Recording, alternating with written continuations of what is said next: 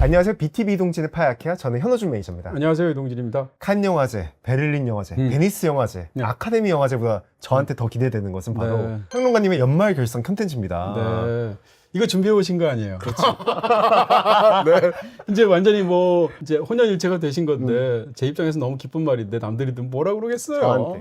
저한테 그렇다고요. 글쎄 말이에요. 네, 정말 무적의 기다립니다. 논리 아니야. 네. 내가 그렇다는데 네. 뭐 혹시 그런 분들이 있으실 수도 있으니까. 있을 수 있어요. 네. 사실은 저도 한 10월 달쯤 되면 이미 12월 달에 연말 베스트 10을 해야 되는데 가만히 있어봐. 올해 8개 채워졌는데 이런 생각 하거든요. 나머지 2개 언제 채우지? 네네네. 이런 거. 네. 그런 생각이 들기도 하고 올해는 벌써 11개인데 이렇게 막 놀라기도 하고 이러면서 사실은 이날을 준비하고 있죠. 저도 이제 음악 한참 막 들을 때 특히 이제 저는 팝 같은 걸 좋아했으니까 좋아하시는 분들이 그런 얘기 많이 했어요. 팝 음악은 뭐 1570년대가 끝났지. 뭐 요즘 사실 진짜 음악다운 음악이 없잖아. 이렇게 얘기하시는 분들 굉장히 많거든요. 근데 자주 하는 얘기지만 그분들 음악 안 듣는 분들이에요. 제가 하고 싶은 이야기는 당연히 모든 매체는 전성기가 있는데요. 그럼에도 불구하고 지금도 연말이 되면 10편을 꼽기가 너무 송구스러울 정도로 좋은 영화, 아름다운 영화, 훌륭한 영화 걸작들이 너무 많이 나오고 있다. 지금도. 저는 그렇게 생각합니다. 연초에 네. 기대작을 저희가 선정을 했었잖아요. 네네. 그중에 2편만 들어가고 네. 나머지는 다 기대하지 못했던 작품들이 들어왔어요. 뭐 어떻게 얘기하면 제가 좀 공정하다라는 증거가 아닐까? 뭐 이렇게 한번 또 약간 살짝 돌려서 막아보고 싶고요. 네, 사실 기대했던 영화들이 그 기대 이상으로 우리를 만족시키는 게 쉬운 것도 아니죠. 그리고 또 항상 의외의 구석에서 연말에 베스트 10을 꼽아보면 특히 이제 1위, 2위 되고는 이런 영화들이 뭐 거장의 새로운 신작의 무슨 엄청난 기대작 이런 영화보다는 와, 어떻게 이런 사람이 혹은 이런 영화가 전혀 다른 분야에서 이렇게 생각하는 경우가 훨씬 더 많더라고요. 그래서 더 영화를 좋아하는 사람으로서 경이롭기도 하죠. 오늘 선정된 영화들은 네. 24년 12월 9일부터 25년 12월 14일까지 개봉된 영화들을 대상으로 합니다. 네, 그렇습니다. 그 1년 동안의 영화들인데 지금 막 개봉하는 따끈따끈한 영화들도 있겠지만 또 이제 벌써 이 영화가 1년이 넘었을 텐데 이렇게 생각하는 영화들도 있겠죠. 한번 한 해가 안에 가장 좋은 영화들 한 자리에 모여서 그런 성과를 한번 즐겼으면 좋겠습니다. 바로 카운트다운 형식으로 진행하도록 하겠습니다. 네. 10위는 일본에서 1200만 관객을 달성한 이상일 감독님의 국보입니다. 너무 멋진데요, 지금? 예, 내가 이거 하려고 병 만들었잖아요. 네. 큰 계획이 있으셨군요. 이걸 또 이렇게 확인을 해주시 너무 멋있었어. 우리 제작진 한번 어. 박수 쳐드리고요. 네, 10위 국보. 지금 막 개봉한 영화이고 또 관객들의 사랑을 받는 영화인데 그런 생각이 들었습니다. 사실은 한 4년 전, 5년 전에 일본 영화의 어떤 현황이라는 게 한국 영화의 현황에 비해서 굉장히 많이 그 새가 죽어서 어떤 생각이 들었냐면 요즘은 완전히 한국 영화가 압도하는 거 아니야? 특히 이제 대중 영화의 경우에는 생각이 들었는데 최근 들어서 전혀 그런 상황이 아닌 것 같고요. 일본 영화의 어떤 뛰어난 작품들이 최근 들어 점점 더 많이 나오는 것이 아닌가. 더군다나 대중적으로도 그것을 증명한 게 바로 이 국보가 아닌가 싶습니다. 많이 알려진 것처럼 이 국보라는 영화는 현재까지 일본의 극영화 중에서는 역대 2위예요. 어마어마한 흥행인데 추측에 따르면 앞으로 한 달 안에 1위가 될 것 같거든요. 현재 추세를 본다면. 이렇게 본다면 일본의 이제 애니메이션을 제외한 일반 그 실사 영화 중에서는 역대 최고로 관객을 동원한 영화가 되는 건데요. 이런 외적인 것보다 이 영화가 국제적으로 어디에서나 통할 수 있을 것 같은 영화의 어떤 그런 이야기나 다루는 것에 진실 같은 것이 담겨 있기도 하고. 전 소재가 되게 낯설다고 생각했는데. 그렇죠. 네. 네. 우리가 이제 일본 문화에 대해서도 어떤 것은 상대적으로 조금 더 열려 있는 태도를 가질 수 있고 어떤 것에 대해서는 조금 더 이렇게 좀 어려워하거나 조금 고개를 좀 약간 갸웃할 수 있을 수 있잖아요. 특히 이제 가부키라든지 노라든지 이런 식의 일본의 전통 예술에 대해서는 너무 일본적이니까 부담을 가질 수 있다고 그럴까요? 그럼에도 불구하고 이상일 감독님한테 물어보니까 일본 사람들도 가부키에 대해서 잘 모른대요. 특히 젊은 사람들의 경우는 우리가 판소리 잘 모르는 것처럼. 그렇죠. 뭐 서편제나 드러나봤지 직접 들어본 적은 또 흔치 않으니까. 그렇습니다. 더군다나 가부키를 영화에서 소재로 사용한 게 미조구치 겐지 이후에 처음이래요. 그러니까 거의 한 70년 만에 처음으로 일본에서도 가부키를 다룬 영화가 나왔대요. 그러니까 일본 사람들한테도 사실은 이것이 전통 예술이라고 하지만 친숙하지 않거나 피상적으로만 알아왔던 것이죠. 근데 어떻게 이렇게 사람을 끌어모았을까요? 그렇습니다. 그러니까 그런 측면에서 어떻게 본다면 다루는 것은 일본에서나 통하는 일본의 전통적인 그것도 굉장히 신세대들한테는 좀 거리가 있게 느껴지는 가부키라는 걸 다루고 있음에도 불구하고 그 다루고 있는 터치나 인간에 대한 이해나 예술을 대한 어떤 시선 같은 것들 보면 굉장히 보편적이면서도 원형적이죠. 그렇기 때문에 가능하다고 생각이 들고요. 저는 이렇게 생각합니다. 이 영화를 하면서 많은 사람들이 떠올리는 영화가 이제 사실은 중국에서 패왕별이라는 영화가 있었지 않습니까? 중국에서만 있는 경극이라는 예술이 있고 그 속에서 배우들이 어떤 수십 년간의 애환과 삶과 이걸 역사와 교직한 작품이잖아요. 그래서 패왕별이를 많이 떠올리고 있는데 패왕별이와 이 영화는 굉장히 비슷한 점이 많지만 결정적인 차이가 있어요. 이 영화도 50년의 세월을 다루고 있거든요. 1964년부터 시작해서 2014년까지 다루고 있는데 그 50년 동안 한 예술가의 삶을 다루고 있는데 역사적인 부분들은 다 빼냈어요. 그러니까 일본의 현대사에서 그 50년간 중요한 일이 얼마나 많았겠습니까? 하나도 없잖아요, 영화 속에서. 예를 들면 1964년은 도쿄올림픽이에요. 그러면 도쿄올림픽이 그 당시에 열리고 있었다는 게 텔레비전에서라도 나와야 되거든요. 근데 이 영화는 완전히 무시하고 그 50년간의 구체적인 일본 역사 없이 오로지 그 예인의 생활만을 50년을 파란만장하게 폈단 말이에요. 이 점은 패왕별이랑 결정적인 차이가 있죠. 예를 들면 문화대혁명 같은 것이 패왕별에서 너무 중요하니까. 사실은 이 영화는 역사라든지 사회라든지 보다 오로지 한 예술가와 예술의 관계를 집중적으로 묘사했다. 그리고 이것은 전 세계 어디에서나 통한다. 그러니까 저한테는 사실은 패왕별이보다 더 비슷한 영화가 서편제인 것 같아요. 서편제라는 영화도 예술 지상주의이고요. 예술과 삶이 있을 때 삶보다 예술이 더 크다라고 말하는 영화이고요. 서편제도. 그리고 또 어떻게 본다면 세계보다 무대가 더 중요하다고 말하는 영화가 서편제거든요. 무대라고 했을 때는 물론 자기가 공연을 하는 곳이 무대라고 할 수 있겠죠. 마찬가지 영화가 저는 이 영화라고 생각하고요. 물론 이야기는 완전히 다르지만 이런 측면에서 어떻게 본다면 예술 지상주의라고 말할 수 있을 것 같은 그런 내용. 개별적인 한 예술가의 삶에서 일어나는 수많은 희비극은 하나도 안 중요해요. 결국 세월이 지나고 나면 진짜 중요한 건 예술의 구현 자체인 것이죠. 우리가 한 달쯤 전에 한국문학 그 서문 얘기했었잖아요. 그때 제가 이승우 작가의 사랑의 생애라는 책 얘기하면서 사랑하는 사람은 사랑의 숙주이다라는 표현을 썼잖아요. 그걸로 바꿔서 이 영화를 설명하면 예술하는 사람은 예술의 숙주이다라고 말할 수 있어요. 그러니까 이 영화의 제목은 바꾸면 예술의 생애라고 말할 수도 있습니다. 와, 바로 이해되네요. 그렇죠. 네, 이런 측면에서 더 자세히 해설하고 싶지만 오늘은 뭐 이 정도로 이야기를 하고요. 어찌됐건 그런 부분에 있어서 물론 생각이 다를 수 있죠. 사람들은 어떤 사람들은 예술이 아무리 중요하다고 해서 삶이 더 중요하지라고 말할 수도 있잖아요. 근데 생각이 다르다는 중요한 것이 아니고 그와 같은 관을 이렇게 아름답고도 처연하고도 슬프고도 어떻게 보면 허무하게 그리고 아찔하게 만들어낸 영화를 드물고요. 더군다나 영화는 전혀 어렵지 않잖아요. 그 다수를 다 설득하는 방식으로 해서 심지어는 이런 거대한 흥행까지 한 것으로 이런 증거를 갖고 있는 작품이라서 사실 많은 분들이 좋아할 그런 뛰어난 대중예술적인 영화라고 할 수 있겠습니다. 덕분에 그 일본 역사의 흐름, 세계의 흐름을 왜 설명 안 했는지가 이해됐죠? 바로 이해됐습니다. 네네네. 네. 9위는 마이클 리 감독님의 가슴이 턱 막히는 영화죠. 내 말 좀 들어줘. 이 영화는 그 인물에 대한 탐구? 우리가 보통 이제 그 캐릭터 스터디라고 말할 수 있는 그런 영화의 어떤 한 궁극에 도달한 그런 작품이라고 말할 수 있고요. 영화를 만든 사람이 이제 마이클 리 감독인데 현존하는 뭐 최고의 특히 이제 리얼리즘이라는 계보를 얘기하면 빼놓을 수 없을 만한 그런 영화들을 많이 만든 위대한 감독이죠. 이 마이클 리를 포함해서 영국의 일련의 이런 어떤 사회적인 리얼리즘 영화들 그러면서도 가정을 무대로 한 영화들을 지칭하는 장르명이 있어요. 그게 이제 키친싱크 리얼리즘이라고 하거든요. 와닿네요. 네, 이해가 되죠. 싱크대가 있고 키친이 있고 부엌이 있으면 그런 데서 벌어지는 실내극 위주의 그러면서도 이제 사람들 사이 특히 이제 가족 관계 같은 게 중요하겠죠. 그 중에서도 마이클 리 영화들이 보여주는 너무 리얼하다고 느껴지는 지점이 있어요. 여기에 대해서는 사실은 마이클 리가 영화를 어떻게 만드는지를 설명드리면 훨씬 더 이해가 쉬울 텐데 오늘은 이제 그런 말까지 할 상황은 아닌 것 같고 궁금해요. 예를 들면 어떤 배우를 캐스팅했을 때 시나리오를 완성하지 않고 캐스팅해요. 배우가 감독을 전적으로 믿어야겠죠. 그런 다음에 캐스팅한 다음에 그와 협의를 통해서 시나리오 내용을 구체적으로 만들어내는데 심지어는 이 사람이 주연이라고 하더라도 시나리오의 전체 내용을 안 줘요. 자기가 나온 부분만 줘요. 그러니까 이 배우는 자기가 연기하는 캐릭터에 대해서 자기는 계속 갈고 닦고 상상하고 연기하고 하면서 알 수 있지만 다른 캐릭터들이 어떻게 하는지에 대해서는 자기랑 같이 나올 때만 알아요.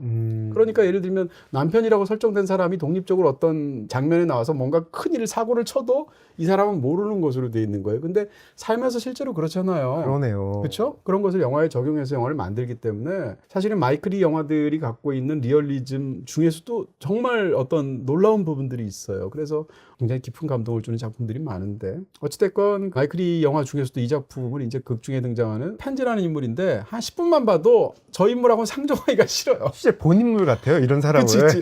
우리 주변에도 많아요. 너무 짜증나고 주변에서 이런 약간 스멜이 풍기면 이런 느낌 피하죠. 이런 보통은. 냄새만 풍기면 정말 1분 만에 예, 죄송합니다 하고 바로 이렇게 가버릴 것 같은 뒤틀린 인물이고 세상에 대해서 옳은 말을 한답시고 쓴소리를 자기 감정을 전혀 예의 없이 마구 퍼붓는 인물이잖아요. 그래서 살짝 웃기더라고요, 그 멘트들이. 웃기기도 근데. 하죠. 그 대사도 너무 창의적이야. 뭐 창의적인 욕쟁이 같은 느낌. 타조를 닮았다 하진 않나, 사람을 보고. 그렇죠. 남들이 이렇게 솔직한 게 좋다고 얘기하지만 수많은 어떤 솔직한 편견이나 어떤 기분 나쁜 부분을 다 내쏟는 사회는 정말 지옥이잖아요. 그렇죠. 그걸 보여주는 인물이기도 하고. 그래서 이제 이 인물은 마트에 가서도 싸우고 집에서도 싸우고 거기다가 청결 강박증 같은 게 있어서 더러운 거 못 참고 막 이런단 말이에요. 이 영화의 제목이 하트루스인데 그러니까 불편한 진실일 거 아니에요. 불편한 진실인데 이게 불편해서 그렇지 진실이야. 너 진짜 뭐같이 생겼거든. 이렇게 말하는 사람이란 말이에요. 그렇게 밖을 향해서 되도 않게 예의도 없이 함부로 하트루스를 퍼붓는 사람이 사실은 그 마음속에 굉장히 깊은 곳 속에 그 사람 삶 속에 또 다른 불편한 진실이 있었던 거예요. 그거를 이제 영화가 어떻게 보면 후반으로 가게 될수록 그 인물의 또 다른 이면들을 보여주면서 생각하게 하는 어떤 지점들이 있는 건데요. 이런 작품들의 가장 강점은 어차피 영화 속에서 만드는 내용들이 아무리 리얼하게 만들어도 심지어는 다큐멘터리라 할지라도 사실은 그것은 카메라에 담긴 모습이잖아요. 그럼에도 불구하고 이 마이클 이 영화들이 항상 그렇듯이 이 영화가 보여주는 놀라운 성취는 정말 그 집에 가면 정말 그 거리에 가면 그 마트에 가면 정말 저런 사람이 저러고 있을 것 같은 거죠.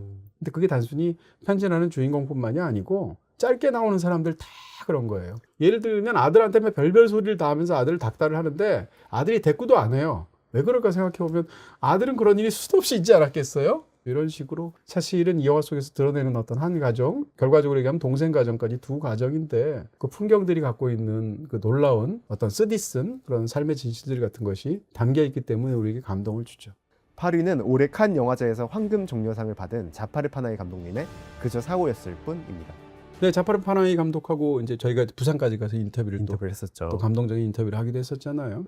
자파르 파나히 감독은 본인 스스로가 그렇게 얘기해요. 자기 영화에는 이제 3단계가 있다고 얘기를 하는데 첫 번째는 사실 이제 하얀 풍선이라는 영화, 그 다음에 또 오프사이드 같은 영화를 만들면서 어떻게 보면 90년대의 세계를 휩쓴 이란 영화들이 어떤 굉장히 신선한 충격이 있었단 말이에요. 그런 영화의 연장선상에서 나타난 또 다른 신인 감독 이렇게 생각을 했었어요. 근데 그러다가 이란의 어떤 그 전제적인 상황 속에서 참지 못하고 뭐 민주화 시위를 한다던가 뭐 등등의 여러 가지 일을 통해서 사실은 그로부터 탄압을 받아서 감독 자체가 2번이나 감옥을 갔잖아요. 그러기도 하고 뭐 해외 출국이 금지가 되기도 하고 해외 영화제 출품도 금지가 되고 이런 혹독한 탄압의 세월 속에서 한 명의 시민이자 한 명의 예술가로서 용기 있게 맞선 세월이 있단 말이에요.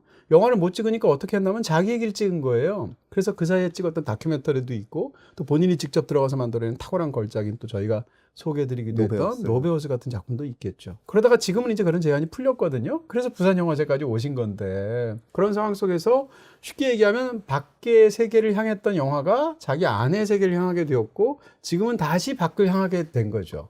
그런 지점에서 나온 작품이 바로 지금 말씀드린 단지 사고였을 뿐이라는 작품입니다. 그래서 오랜만에 직접 출연 안 하신 건가요? 그렇게 볼 수도 있어요.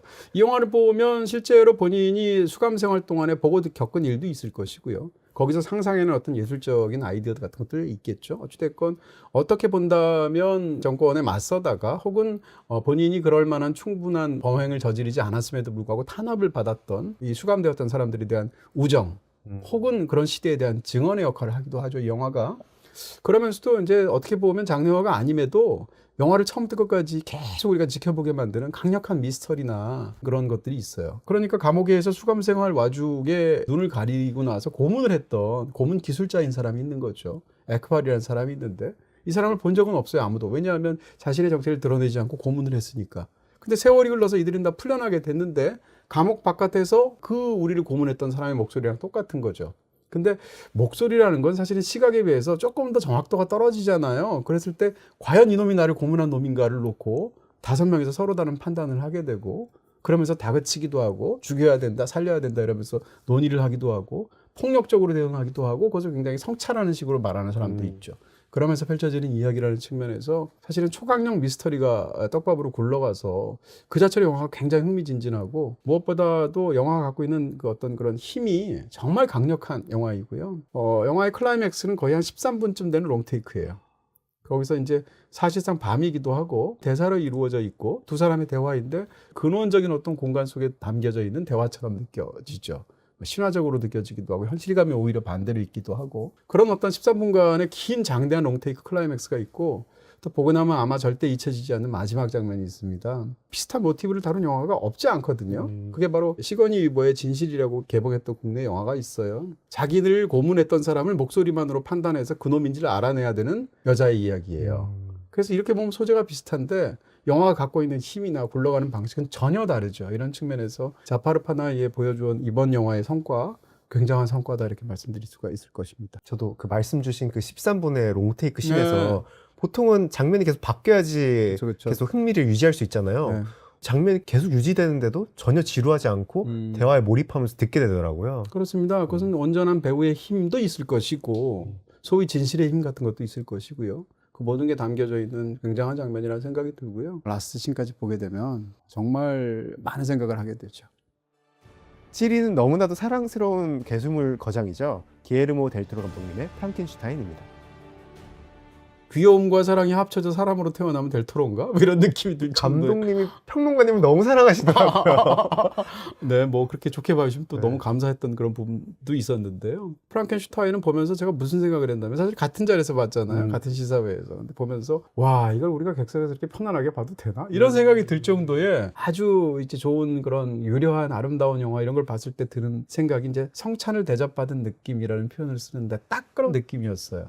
이 영화는 이제 프랑켄슈타인이라는 메리 셸리의 너무 유명한 고딕 소설이죠. 그 소설을 가지고 이제 델토로 스타일대로 만든 건데요. 기에르모 델토로 자체가 역사상 가장 뛰어난 영화 10편을 꼽는 자리에서 거의 100여 년 전, 8, 90년 전에 나왔던 프랑켄슈타인을 10대 영화 안에 넣을 정도로 애착이 있었던 워낙 영화네요. 좋아하는, 그 다음에 이 메리 셸리 소설도 워낙 걸작이라고 생각하는 사람이죠. 그러니까 기에르모 델토로가 제일 잘 만드는 영화가 괴물 등장하는 영화거든요. 괴물에 관해서는 세계에서 제일 잘 만드는 감독인데 그 사람이 세계에서 가장 유명한 괴물이 프랑켄슈타인에 나오는 그 괴물이잖아요. 그런 측면에서 정말 일생일대 영화라고 말할 수가 있겠죠. 근데 이 영화는 일단 크리처 디자인부터 사실은 대단하다는 생각이 들고요. 크리처를 연기한 배우 자체가 키가 196cm예요. 실제로 그렇게 키가 컸거든요. 실제로 2m예요. 그러니까 그런 걸 아마 감안해서 골랐겠죠. 거기다가 이제 굉장히 창백하게 메이크업 같은 것들을 하기도 하고 몸 전체를 사실은 여러 시체들에서 가져온 조각들로 이렇게 꿰매서 만든 거잖아요. 그게 너무 참혹한 형상으로 만들어져 있는데 또 그 괴물은 사실은 이제 영화 속에서 너무나 순수한 캐릭터이고 어린아이처럼 묘사가 되어 있죠. 그 상처 입은 어린아이 같잖아요. 예전에 이제 우파니샤드라는 게 있잖아요. 인도의 고대 경전이죠. 우파니샤드에 어떤 표현이 있냐면 인간은 9개의 구멍을 가진 거대한 상처라는 표현이 있어요. 제가 너무 인상적이어서 외우고 다니는데 인간의 몸이 이제 구멍이 9개라는 거죠. 그 세지 마세요. 내가 세봤더니 맞아. 맞아요. 내가 세봤더니 맞아. 네네. 생각보다 많네. 네, 9개의 구멍이 있고, 근데 이 9개의 구멍에서 어떻게 보면 피를 흘리는 것 같은 인간의 몸 자체가 거대한 하나의 상처라는 거예요. 근데 그걸 너무 잘 보여주는 게 사실은 영화 속에 등장하는 그 크리처고, 이 크리처는 그런 고통스러운 삶 속에서 사실은 경우에 따라서는 죽고 싶어 하는데 죽을 수도 없어요. 이 크리처가 가장 부러워하는 인간의 속성이 있다면 그것은 어떻게 보면 죽을 수 있다는 거기도 하거든요. 이런 어떤 수많은 역사까지 집어넣어서 원래 이렇게 새로운 생명체를 창조했다라는 이야기에는 항상 이제 신과 피조물 간의 어떤 관계가 들어가잖아요. 혹은 경우에 따라서는 아버지와 아들의 관계가 들어가잖아요. 다 있지만 이 영화는 후자에 집중한 그런 거고요. 다양한 의미로 아버지와 아들의 관계를 이 크리처를 만들어낸 빅터라는 사람의 어린 시절의 이야기를 통해서 이 두 가지를 대비해 가면서 이야기를 하죠. 이런 측면에서 무척이나 흥미롭죠. 또 한 가지 얘기할 것은 괴물에게 목소리를 제대로 돌려준 감독이라는 거예요. 델토로는. 이 영화에서 굉장히 흥미로운 게 구조적인 측면이 있는데 1부는 똑같은 이야기를 이 만들어낸 빅터가 하고요. 2부는 그 후반부의 이야기를 이제 괴물이 하는 것으로 되어 있죠. 근데 괴물이 언제 이야기를 시작하느냐가 굉장히 중요해요. 괴물은 자기가 피조물로 만들어졌을 때부터 이야기를 시작하지 않고 자기가 피조물로 만들어지고 온갖 어떤 신선한 이야기를 겪고 그 성에서 화재가 난 다음에 거기를 탈출할 때부터 자기 이야기를 시작해요. 무슨 얘기인가 하면 진정한 자기의 시작은 만들어졌을 때 나의 삶이 시작되는 것이 아니라 그 의도에서 벗어나서 내 스스로 어떤 결단을 내리고 의지를 통해서 거기를 벗어났을 때부터 자기 삶이 시작한다고 보는 거예요. 이런 측면에서 괴물의 시선에서 괴물의 삶을 또 제대로 보여주는 후반부가 갖고 있는 굉장한 부분들이 있죠. 6위는 참신하고도 우아한 노래 공포 영화입니다. 라이언 쿠글러 감독님의 시너스 죄인들. 깜짝 놀랐어요. 라이언 쿠글러, 와, 이런 영화를 만들 수 있는 사람이구나 이런 생각을 했었고, 이전 영화들도 좋았지만 월등히 뛰어난 탁월한 작품이었었고요. 뭐 최고의 예술가 영화이기도 하고, 사실상 좀비 영화의 컨벤션을 끌어들여서 만든 뱀파이어 영화이기도 하고, 장르적으로도 흥미롭고 굉장히 재밌는 그런 영화, 시대극으로서도 유려하고. 근데 이 영화는 저희가 사실은 영화 해설을 저희가 본격적으로 따로 한 회차가 있으니까 그걸 참고하시면 될 것 같고요. 한 가지만 얘기하면 제목이 이제 죄인들이라는 뜻일 텐데, 결국은 죄인들이 만든 천국에 관한 얘기예요. 굉장히 역설적인 게 영화 속에서 어떻게 되어 있는지, 삶이라는 것이 사실 그 속에 폭력도 있고 비극도 있고 기쁨도 있고 무슨 우애도 있고 수많은 게 있잖아요. 피도 있고요. 근데 그 모든 것이 뭉뚱그려진 그런 죄인들의 세상이 사실은 그들이 만들려는 공동체 속에서 얼마나 아름다운 천국처럼 화할 수 있는가를 역설적으로 말한 작품이거든요. 이런 측면에서도 아주 멋진, 굉장히 독창적인 스토리를 가진 그런 장르 영화라고 할 수 있습니다. 그 영화 속에서 밤이 될 때까지 꼭 영화를 보시기 바랍니다. 그래요. 완전 바뀌잖아요, 뒤에가. 네, 한 중반부에 정말 잊지 못할 명장면이 있죠. 헬멧 없이 숨쉬기 가능? 태양을 그냥 쳐다보는 게 가능? 비다샵은 처음이야? 비다샵에서는 인터넷 가입도 가능. 비더샵? 인터넷도 다이렉트로 가입하면 매달 2,200원 추가 할인 가능. 온라인 전용 할인. 상품 대신 매달 14,300원 요금 할인 가능. 바로 할인. 주말도 야간도 오늘도 설치 가능. 365 설치. 24시간 언제나 전화 없이 셀프로 쉽게 가입 가능. 바로 가입.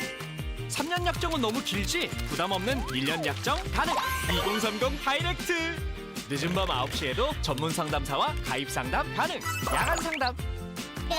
외계인도 가입 가능? 비다이렉트 샵에서는 모두 다 가능. 비다이렉트 샵에서는 모두 다 가능. 비다샵 가능. 비더샵 가능? SK 브로드밴드. 5위는 폴 토마스 앤더슨 감독님의 한국 최대 흥행작입니다. One Battle After Another. 미국에서도 아마 이제 연말 시즌이 되면 이 영화가 점점점 더 높은 평가를 받지 않을까? 폴 토마스 앤더슨한테 굉장히 중요한 작품일 거고, 더군다나 레오나르도 디카프리오 나오죠, 뭐 션 펜 나오죠, 뭐 수많은 스타 캐스팅에다가 제작비까지. 이 영화는 아주 용기 있는 정치 영화이고요. 현 시점에 대해서 미국과 세계에 대해서 말하는 작품이기도 하니까. 또 하나는 어떻게 보면 굉장히 감동적인 가족 영화이기도 하고, 또 아주 독창적인 액션 영화이기까지 해요. 이 영화 이제 후반부에 정말 잊지 못할 카체이스 장면이 나오는데 진짜 너무 독창적이었어요. 그렇죠. 일반적으로 카체이스는 코너링이 중요하잖아요. 골목길이든 아니면 어디든 간에. 그럼 코너링일 때 보통 코너링이랑은 이렇게 돌거나 이렇게 도는 코너링인데 얘는 이렇게 되는 거죠. 그러니까 상하로 코너링이 있는 거야. 쉽게 얘기하면. 박진감이 너무 넘쳐요. 엄청나죠. 거기다가 사실 어떻게 보면 굉장히 재미없는 카체이스예요. 왜냐하면 차 3대 나오죠. 역주행도 안 해요. 1번 차를 2번 차가 쫓아가고 2번 차를 3번 차가 쫓아가서 계속 가는 게 전부란 말이에요, 사실상. 그런데 그런 것을 어떤 특별한 어떤 그 로케이션이 갖고 있는 특징과 촬영이나 편집에서의 리듬과 뭐 이런 여러 가지 것들을 통해서 와, 정말 카체이스 장면 제가 한 2,000번쯤 본 것 같은데, 영화사를 통해서. 카체이스 베스트 10에 들어갑니까? 들어갈 것 같아요. 와. 지금 꼭 들어갈 것 같아. 이럴 정도로 폴 토마스 앤더슨은 심지어는 카체이스도 잘 찍는구나, 이런 생각이 들 정도의 명장면이죠. 이 영화에 대해서 많은 걸 이야기할 수 있는데 뭐 여기서 길게 말을 못하니까 한 가지만 말씀드린다면, 이 영화가 이제 토마스 핀천이라는 영화하는 것이 불가능하다고 보통 얘기하는 그런 작가의 원작을 마인랜드라는 소설을 이제 영화했단 말이에요. 근데 원작이 어떤 이야기인가 하면 1980년대 중반, 1984년도의 시점에서 돌아보는 1960년대 이야기. 시대가 다르네요. 그렇습니다. 그러니까 1960년대는 이상주의의 시대고 막 들끓는 가장 요란한 시대였잖아요, 미국 역사에서. 근데 그런 60년대 이상이 20년 지난 레이건 시대, 1980년대에 왔을 때 어떻게 변형이 되거나 왜곡이 되거나 파회가 되었는지에 대한 그런 이야기란 말이에요. 그러니까 여기서 중요한 건 60년대와 80년대를 대비하는 게 가장 중요해요. 근데 이것을 영화하면서 어떻게 만들었냐면, 시점을 현재로 만들었고요. 그리고 16년 전에 과거와 대비되는 이야기로 만들었어요. 이렇게 될 경우에는 60년대라는 미국 역사에서의 시대, 80년대라는 시대에 대한 코멘트가 너무 중요한 원작이거든요. 더군다나 폴 토마스 앤더슨은 과거에 대한 코멘트를 너무 잘 이야기하는 사람이에요. 예를 들면 데어윌비 블러드 하면 20세기 초반의 미국, 북이나이트 하면, 혹은 또 리커리시 피자 하면 1970년대 미국, 마스터 하면 1950년대 미국, 이런 거란 말이에요. 40, 50년대. 개인의 삶과 역사를 교직해서 탁월한 작품들을 계속 만든 사람이 역사적인 맥락이 가장 중요하다고 볼 수 있는 작품을 갖고 와서 이걸 완전히 휘발시켜버리고 현대와 현대 16년 전의 이야기를 만들었어요. 더군다나 이 중반에 무슨 대사까지 나오냐면 16년이 지났지만 세상은 달라진 게 없다고 나오거든요. 그러니까 이 둘 사이에 차이가 없다고 말을 해요. 그렇게 말하면 원작의 가장 중요한 설정을 바꾼 거잖아요. 그럼 그렇게 했을 때 어떤 일이 벌어지냐면 16년 전에 했었던 어떻게 보면 극단적인 이상주의 혹은 굉장히 폭력적인 행동을 하는 그런 좌파 행동가들이라고 말할 수 있겠죠. 그들이 했었던 어떤 행동이 10년이 지나서 완전히 달라진 세상이지만 사실은 근본적으로는 달라진 게 없어요. 그렇게 느껴지는 어떤 예를 들면 뭐 무력감일 수도 있고요. 탄식일 수도 있고 수많은 것들일 수 있잖아요. 그럼에도 불구하고 이 달라진 것 없는 그런 속에서도 우리는 계속 one battle after another를 해야 된다는 이야기예요. 결투를 해야 된다. 예. 그래서 영화의 마지막 장면이 되면 이 딸이 또 다른 의미에서의 전투를 치르러 나가는 것으로서 사실상 영화가 끝나는 것인데요. 그런 측면에서 정치적으로도 굉장히 어떻게 보면 흥미롭고 가장 중요하게 영화에서 얘기하는 것은 아버지와 딸 사이에서의 가족적인 어떤 핵심적인 부분이잖아요. 사실은 어떻게 보면 이념 과잉의 시대고 극단주의 시대인데 거기서 이 영화가 얘기하는 것은 그런 것들을 다 배격하는 것이고요. 그런 측면에서 봤을 때 이 영화가 결과적으로는 가장 중심에 사로잡고 있는 그런 어떤 정서를 영화 속에서 끌어들이는 부분까지 굉장히 감동적이기까지 하죠. 정치적인 면에서도 굉장히 중요해요. 근데 그걸 다 설명드릴 수는 없겠습니다만 이런 것이 복합적으로 담겨져 있는 무엇보다도 영화는 스토리를 예상할 수가 없어요. 초반에 보면 그런 측면에서 한번 보셔도 굉장히 흥미로운 작품이 아닐까 싶습니다. 4위는 보고 나면 진한 잔상이 남는 영화 파얄 카파디아 감독님의 우리가 빛이라 상상하는 모든 것. 네, 마지막 장면이 정말 아름답죠. 아름답기도 하고 처연하기도 하고 많은 그런 상념이 들게 하는 그런 엔딩으로 끝나는 작품인데요. 제목이 너무 멋있잖아요. 우리가 빛이라 상상하는 모든 것. 이걸 이제 파얄 카파디아라는 이제 인도 감독이 만든 인도 작품인데 우리가 인도 영화 하면 보통 마살라 영화라고 해서 당연히 춤추는 장 마지막에 이렇게 군무 뭐 이런 거 생각하게 되잖아요. 그래도 노래가 중간에 잠깐 있더라고요. 네, 그렇긴 하지만 세계 영화사의 전체 인도 안에서 사랑받는 어떤 대중적인 영화 말고 무슨 리트윅 가탁 같은 감독이라든지 또 무엇보다도 사티아지트 레이 같은 어떤 굉장히 위대한 감독으로 영화사에 족적을 남긴 인도 감독들이 있어요. 그런 전통이 오늘날까지 이어지고 있구나라는 것을 확인할 수 있고요. 와. 그러면서 이제 새로운 재능을 보여준 아주 반가운 작품이고 또 올 한해 나온 가장 아름다운 작품 중에 하나라고 말할 수 있겠죠. 전 이 영화 너무 심층 해설 듣고 싶더라고요. 아, 그래요? 네. 네. 영화의 시작하는 그 초반부를 보면 자기 어떤 그런 꿈을 가지고 뭄바이에 온 사람들, 그 사람들이 어떤 그 뭄바이에 대한 자기의 생각들을 풀어놓는 부분을 계속 내레이션으로 짜깁기 해서 들려주는 것 같은 게 나오면서 화면에는 실제로 이제 뭄바이의 일상들이 계속 나오죠. 그러니까 초반에 보다 보면 무슨 다큐멘터리 같잖아요. 그러다 영화의 어떤 부분에 이르면 너무너무 시적인 느낌들 같은 게 들잖아요. 정반대로 무척이나 서정적이면서 우아한 어떤 측면들을 갖고 있는 부분들까지 있어요. 전반부와 후반부의 느낌이 굉장히 다르고요. 후반부에서는 굉장히 환상적인 어떤 저게 실제로 일어난 일이야? 싶을 정도의 어떤 굉장히 인상적인 장면들이 있으면서 마지막 대단원을 향해서 가게 되는데 마지막 장면까지 다 보고 나면 그냥 멋부린 것으로 보였던 이 제목이 굉장히 다양하게 느껴져요. 저는 빛이라 상상했던 모든 것이 있으려면 반대로 어둠. 현실의 어두움이 있어야 그 모든 것이 가능해지잖아요. 거기다가 우리가 누구냐라는 거예요. 우리가 빛이라 상상하는 모든 것, 영화를 보기 전에는 극 중에 등장하는 세 명이 굉장히 현실의 어둠 속에서 괴로우니까 빛이라고 상상했던 그들의 모든 것, 그러니까 우리는 다시 말해서 영화에 등장하는 세 명의 캐릭터다 이렇게 생각을 했는데 영화를 마지막 특히 장면까지 보고 나면 어떤 생각이 드냐면 우리라는 것은 관객일 수도 있고요. 반대로 감독일 수도 있고요. 그리고 우리라는 게 영화 자체일 수도 있어요. 어떻게 보면 인간이 빛을 상상한 이야기가 아니라 빛이 어떤 인간을 상상한 이야기처럼 보이기도 하고요. 영화. 그 인간 자체가 빛인 것처럼 보이기도 해요. 영화의 마지막 특히 장면을 보다 보면. 이런 것을 본다면 사실은 이 제목 자체가 굉장히 훌륭한 그런 서정적인 제목이기도 하면서 사실은 영화를 우리가 빛의 예술이라고도 말하고 꿈이라고도 비유하기도 하잖아요. 그랬을 때 할리우드가 보여주고 있는 것과는 전혀 다른 질감의 꿈을 보여주기도 하고 또 다른 어떤 빛의 예술의 속성을 보여주기도 하죠. 어떻게 보면 인간 하나하나가 빛일 수도 있는 건데요. 영화에 등장하는. 이런 측면에서 특히 이제 후반부의 장면들이 압도적으로 우리를 사로잡는 측면들이 있습니다. 3위는 심은경 배우 인터뷰에서 다뤘던 미야케 쇼 감독님의 여행과 나날.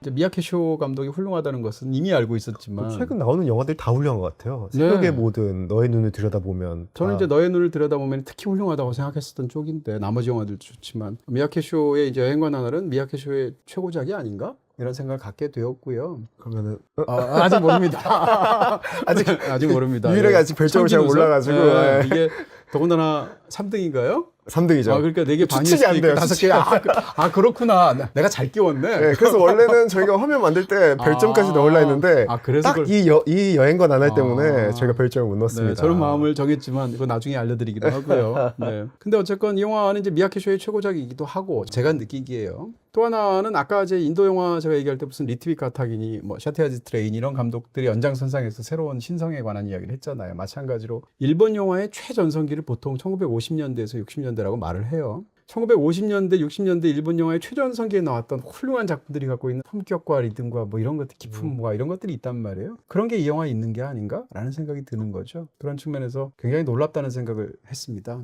여행과 나날이라는 영화는 이제 어떻게 보면 여행 영화, 로드무비 이렇게 볼 수 있겠죠.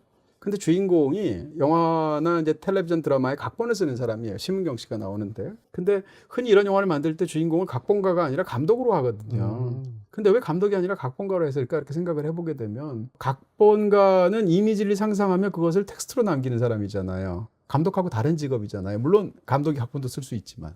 그러니까 영화에 등장하는 심은경 씨가 연기했던 이라는 그 이름을 갖고 있는 각본가는 필연적으로 이미지를 글로 만들기 위해서 애쓰는 사람인데 거기서 자기가 재능이 없다고 생각하고 벽에 부딪혔다고 생각하는 굉장히 좌절한 예술가란 말이에요. 이런 사람이 일상의 공간들을 떠나서 일상이라는 것은 이제 자기가 작품을 써야 되고 밥벌이를 해야 되는 공간이죠. 떠나서 후반부에 가면 영화여행을 하게 되는데 자기가 쓴 작품이 또 전반부에 나오는 그 작품 속 작품 내용이 여행이기도 하고 실제 떠나는 내용도 여행이기도 하죠. 근데 여행을 가게 되면 상대적으로 모르는 공간에서 말을 많이 안 하게 되잖아요. 말을 버리고 이미지를 쫓아가는데 이 사람은 말을 하는 게 직업인 사람인 거잖아요. 말을 써야 되는 사람이니까. 이런 측면에서 벌어지는 굉장히 흥미로운 착점이 있는데 이 영화는 이제 일본에서 이제 고전 그 만화가로 굉장히 높은 평가를 받고 있다고 하는 한 만화가의 작품 2개를 섞은 거예요. 그러니까 이 2개를 섞는 과정에서 생겨난 어떤 이질적인 각색자만의 어떤 무엇이 있는데 그게 이 영화의 핵심이 된 거죠. 그게 어떻게 본다면 여행과 나날이라는 제목이 붙은 그런 이유일 수도 있을 텐데요. 이 영화를 다 보고 나면 그런 생각이 들죠. 가장 이 영화가 갖고 있는 대중적인 강점은 내가 실제로 여행을 한 것 같은 느낌? 맞아요. 네, 내가 뭐 어떤 사람이 한 30년, 50년 세월을 살았다고 친다면 내가 50번의 여름과 50번의 겨울을 겪었잖아요. 근데 이 영화를 보면서 그 여름과 그 겨울을 한 번 더 겪는 것 같은 느낌? 와. 이런 느낌을 일단 주고요. 그러니까 어떻게 보면 이것은 이야기 굴곡을 줄여서 가능한 것이기도 해요. 사건이라는 것이 만약에 굉장히 극성이 강하고 무슨 연쇄 살인마가 나오고 뭐 지구가 파멸하고 이런 얘기라고 한번 생각해 보세요. 그렇게 되면 그런 곳 속에서는 사실은 이 사건의 거대한 굴곡을 따라가야 되기 때문에 디테일이라든지 작은 미묘함이라든지 이런 걸 표현하기가 어렵게 되죠. 근데 이 영화는 어떻게 보면 사건이 거의 없는 영화거든요. 아무 일도 안 일어났다고도 표현할 말할 수 수 있을 것 같아요. 있어요. 네, 그런 쪽의 이야기란 말이에요. 그렇게 됐을 때 관객들은 어디에 집중을 하겠습니까? 훨씬 더 미묘하고 작은 것의 부분을 하게 되죠. 근데 이 영화는 그렇게 했을 때 비로소 발견되는 어떤 것을 일상 혹은 삶에서의 기적이라고 표현을 하는 거예요. 말하자면. 그러니까 이 영화는 다 보고 나면 여행이 일상에 선물하는 얘기고요. 또 일상이 여행에 선물하는 얘기거든요. 거기다가 또 전반부와 후반부 이야기를 보면 완전히 다른 이야기. 영화 속의 영화와 바깥의 영화가 다른 것처럼 보이겠지만 굉장히 핵심적인 부분이 비슷해요. 예를 들면 둘 다 결국은 마지막으로 물고기를 쫓아가는 데서 어떤 굉장한 생각지도 못했던 즐거움을 겪었던 그러면서 일상의 기적을 발견한 사람의 이야기라고 볼 수도 있어요. 더군다나 그 계기는 낯선 사람과 여행지에서 만나서 이런 공통점을 갖고 있거든요. 이런 측면에서 양자 사이의 관계를 맺는 방식도 그렇고 아까 말씀드렸던 어떤 기본적인 여행에서의 감각이라든지 혹은 영화에서 다루는 것들을 직접 말로 설명하지 않고 물성 자체로 체험시키게 하는 방식이라든지 이런 측면에서 정말 탁월한 측면이 있는 뛰어난 작품이다 이렇게 얘기할 수 있겠죠.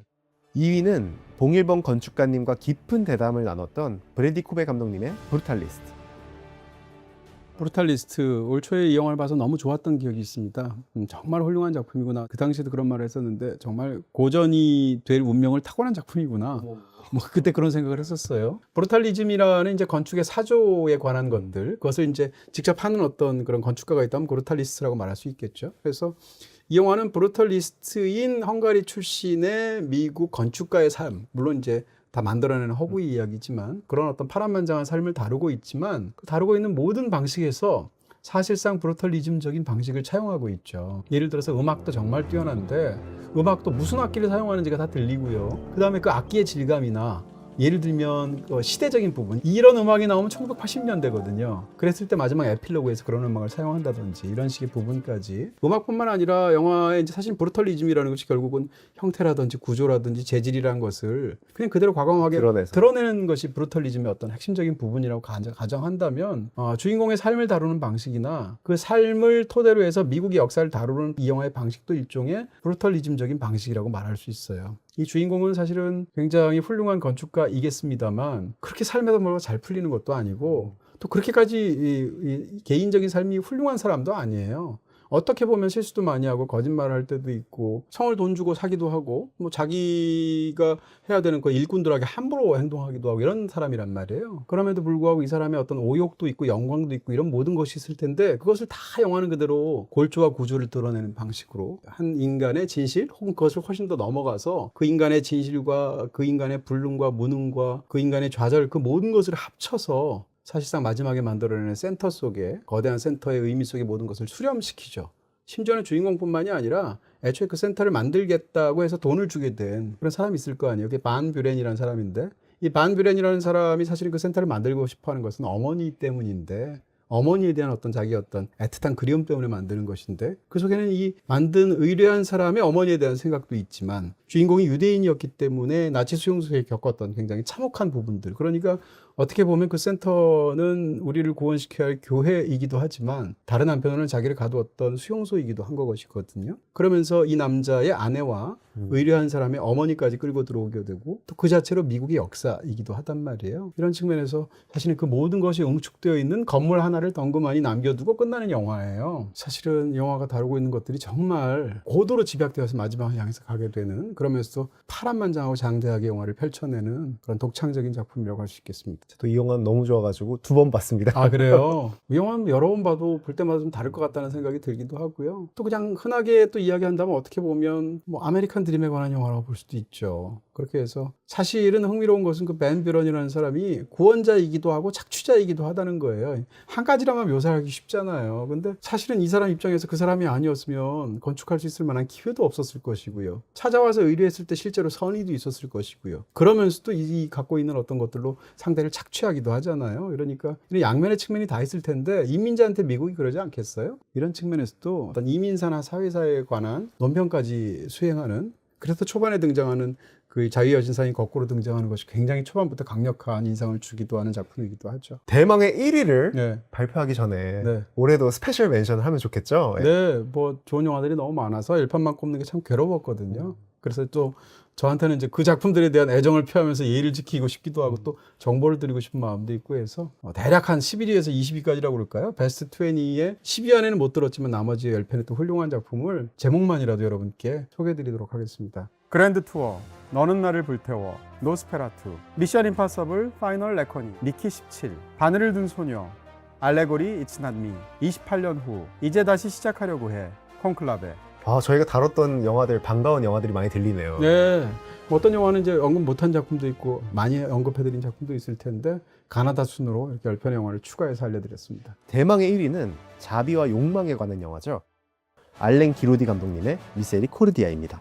다들 예측하고 계실 것 같아요. 5점 만점 영화가 하나 남아가지고. 그러기도 하고 또 이제 파야케 보신 분들이라면 네. 미세리코르디아입니다. 저희가 심층 리뷰로 또 다뤘었죠. 미세리코르디아는 정말 놀라운 작품이라는 생각을 했고요. 뭐 예를 들어서 이제 흔하게 인간이라는 존재의 수수께끼에 대해서 얘기할 때 우리가 이제 죽음에 대한 욕망, 타나토스, 그다음 성에 대한 욕망, 에로스 이 두 가지를 이야기하잖아요. 근데 이 두 가지를 이야기할 때 많은 경우가 이 두 가지를 서로 역잡의 관계로 이야기를 하는 경우가 있는데 이 영화는 전혀 그렇지가 않고요. 네. 그렇습니다. 그 점이 굉장히 놀랍다고 생각하고 욕망에 관해서 다루는 수많은 영화들이 있을 텐데 그중에서도 이 영화가 갖고 있는 굉장히 독창적인 시선과 그것을 구현해내는 어떤 그런 부분에 있어서 정말 놀라운 걸작이다. 알렌 기로디의 제가 생각하기에는 최고작이 아닌가 싶기도 하고요. 저에게는 또 2025년에 가장 훌륭한 작품이 아니었을까 싶습니다. 불편하다고 말씀하시는 분들도 종종 보이긴 했는데 불편하게 만들면서도 생각을 하게 만드니까 되게 좋은 영화였던 것 같아요. 불편하다는 것은 저는 굉장히 좋은 감각, 예술이 우리에게 줄 수 있는 그런 거라고 생각하고요. 훌륭한 영화가 이제 거울의 역할을 할 수도 있고 자주 하는 비유로 망치 역할을 할 수도 있는데 이 영화는 명백히 망치에 해당하는 영화입니다. 그런 측면에서 어떻게 보면 코미디로까지 보여지는 부분들도 있고 실제로 코미디가 있고요. 이 영화가 제기하는 어떤 욕망에 관한 그 욕망의 어떤 시퍼런 현존에 관한 그런 부분에 관해서 혀를 차시든지 아니면 감탄을 하시든지 어떤 여러 가지 방식을 사용하시면서 아마 이 영화를 보실 것 같은데 진짜 훌륭한 작품이라고 할 수 있겠습니다. 소중하고 귀중하고 재밌는 네. 네, 올해 외국 영화 베스트 10에 대해서 오늘 다뤄봤습니다. 네, 이렇게 해서 2025년도 겨우 한 해 넘겼구나 싶은데 아니 다음번엔 또 한국 영화를 해야 되네. 한국 영화 10편까지 하면은 제가 세보니까 네. 지금 평론가님 그 선정하신 20편을 네. 매일 하루씩 보면은 어, 한 해가 끝나 있겠더라고요. 그러네요. 남은 일 날짜가 그렇게 많지 않으니까 그래서 그렇게 챌린지 해서 하면서 보내면 네, 좋을 것 같아요. 나만의 어떤 그런 영화제 한번 여시는 것도 좋겠습니다. 또 제가 또 이제 다 걸러내서 남긴 최고의 그런 영화들이니까 한번 또 이렇게 딱 그 중에서 이렇게 올해 가장 훌륭한 작품들만 모아서 보시는 거 좋을 것 같습니다. 그 파이안 여러분들도 올해 가장 좋았던 외국 영화 댓글로 남겨주시면 좋을 것 같습니다. 네. 감사합니다. 고맙습니다. 지금 띄워드린 영화들은 BTV 그리고 모바일 BTV에서 보실 수 있습니다.